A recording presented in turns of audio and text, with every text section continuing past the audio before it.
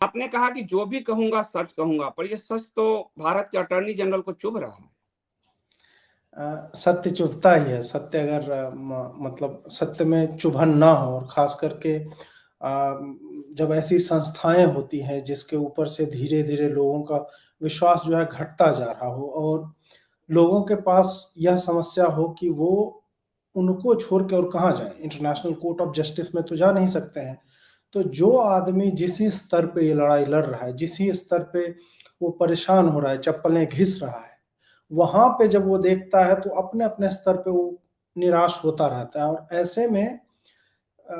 कुछ संस्थाएं हैं जिन्होंने अपने आप को इतना एक ककून में डाल दिया है, अपने आप को एक एक शेल में डाल दिया है कि हम इम्यून है तुम्हारी क्रिटिसिज्म से। इम्यून ये नहीं कि हमारी चमड़ी मोटी हो गई है, जो कि होना चाहिए वस्तुतः ऐसे मामलों में। उन्होंने इम्यून ऐसे किया है कि हम तुम्हें करने ही नहीं देंगे, हम तुम पे इतने केस कर देंगे, हम तुम्हें बाकी की जो परेशानियां हैं, लीगैलिटीज हैं, विधिक परेशानियां, उसमें हम इतना तुमको फंसा देंगे कि तुम परेशान होकर बोलोगे कि यार क्यों करना है ये, मैं ये क्यों कर रहा हूं, मैं कोई दूसरा काम कर लेता हूं जो कोई तीसरा आदमी कर रहा है, इस तरह से। तो ये टारगेटेड हरासमेंट है और संस्थागत हरासमेंट है। ये इसके खिलाफ अगर एक बार उन्होंने मुझे शांत करने की कोशिश की, लेकिन मैं रुका नहीं। उसके बाद भी मैं लगातार बोलता रहा, क्योंकि मुझे लगता है जब तक इसी गिरोह, ये वामपंथियों का जो गिरोह है,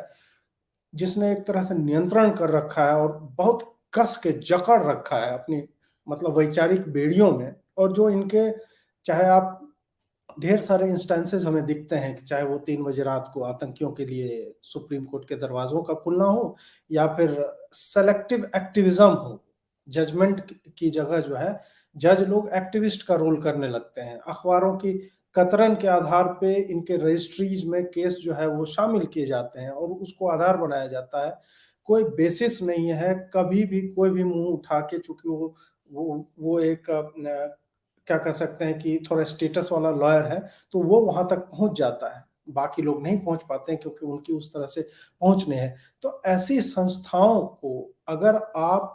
सीधे तौर पे टक्कर नहीं लेंगे, जो कि भारत में अभी तक किसी ने नहीं किया था मुझसे पहले, तो मुझे ऐसे कड़े शब्दों का इस्तेमाल भी, प्रयोग भी इसी कारण करना पड़ा क्योंकि आप सामान्य शब्दों से, सामान्य तो लिख रहा है, इक्का दुक्का लोग लिखते हैं,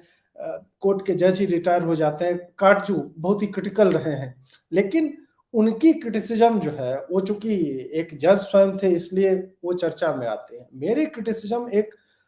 कॉमन, जो एक सामान्य व्यक्ति है जिसके पास और कोई रिकोर्स नहीं है कि वो कहाँ जाए, किस तरह से अपनी पीड़ा को, व्यथा को, और चूंकि मैं एक पत्रकार हूँ और ऐसे लोगों से सुनता हूँ, जानता हूँ, उनसे मिलता हूँ कि उनकी पीड़ा क्या है, तब जब आप उस सत्य को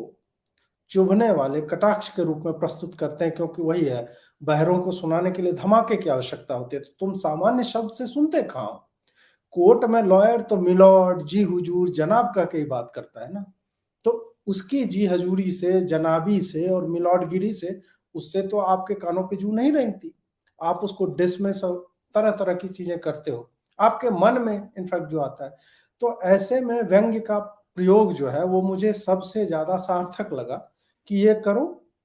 किसी न किसी को गुस्सा आएगा, और गुस्सा आएगा तो देखिए, फिर गुस्सा आया भी तो महाधिवक्ता को आ गया, और उन्होंने सीधे जो है सुप्रीम कोर्ट की अवमानना की जो है संस्तुति दे दी कि हाँ, ये बंदा जो है ये गरिमा गिरा रहा है कोर्ट की, इसको केस करो, इसको जेल वेल में डालो कुछ।